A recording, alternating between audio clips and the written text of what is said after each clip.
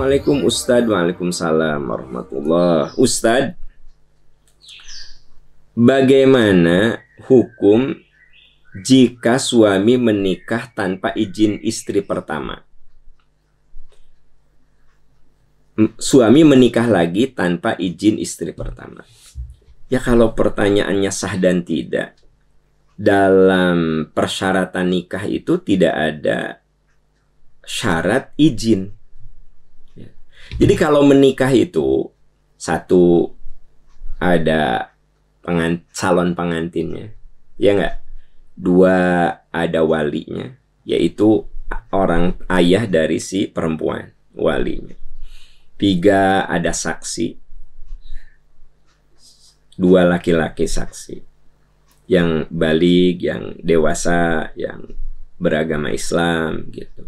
Kemudian ada ijab qabul, ya, yaitu ucapan yang diucapkan oleh wali dan diterima oleh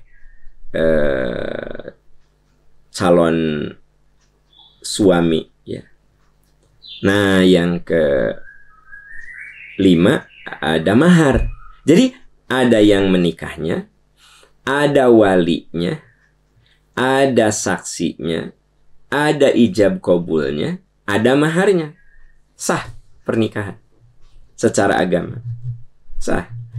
Jadi tidak ada aturan harus izin istri pertama. Jadi kalau Anda bertanya, sah nggak Ustadz suami saya nikah tanpa izin saya sebagai istri pertama? Sah. Kalau persyaratan-persyaratan lain terpenuhi. Tetapi seorang suami wajib sebagai bentuk muasyarah bil ma'ruf kepada istri pertama untuk memberitahu. Apakah memberitahunya sebelum menikah atau sudah menikah terserah. Tapi harus memberitahu.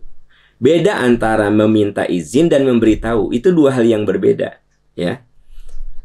Memberitahu itu bisa sebelumnya, bisa sesudahnya. Ya, memberitahu sebagai bentuk memperlakukan istri dengan baik sehingga tidak ada kebohongan. Saya jamin orang yang berpoligami tanpa sepengetahuan istri pertama, saya jamin kebohongan akan selalu terjadi. Maka rumah tangganya menjadi tidak berkah karena bohong, kan? Bohong tugas itulah, tugas inilah. Bohong kemudian ada rapat itulah, rapat inilah, kan gitu ya. Minggu ini ada tugas ke Cianjur, padahal ke Cicadas, ya, ke istri keduanya. 2 minggu kemudian, oh ada tugas dari kantor ke Cirebon, padahal ke Cicadas lagi, ya. Minggu berikutnya, ayah ada tugas ke Depok 2 hari nih, padahal ke Cicadas lagi.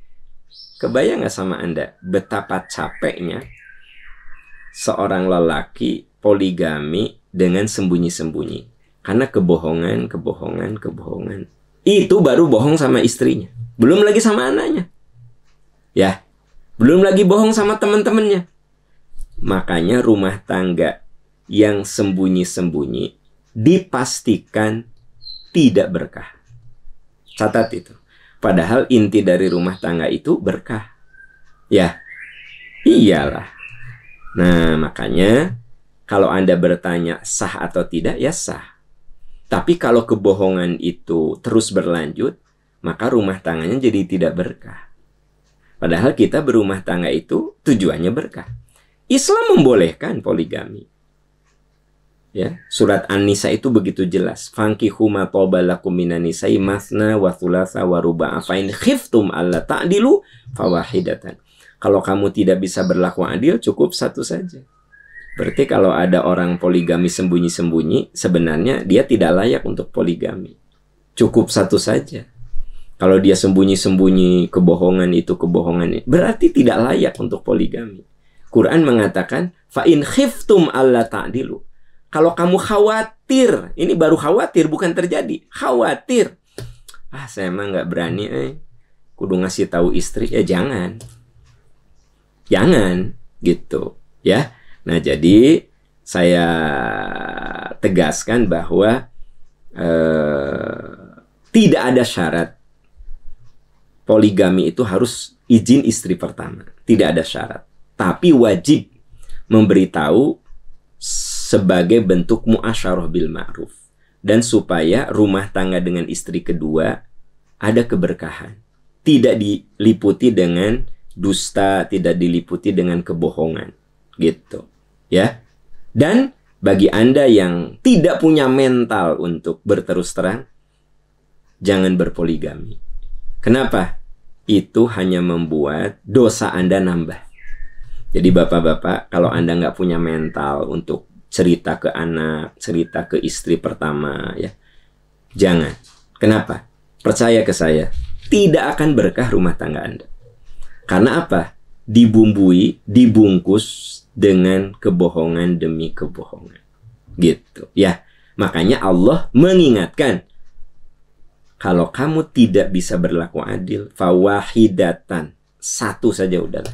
Gitu. Jangan sok-sokan dua, tapi ngadepin istri pertama aja nggak punya mental yang jelek kan gitu. Masa ceritanya poligami tapi ngomong sama istri pertama aja nggak berani, ngasih tahu juga nggak berani. Lebih baik jangan.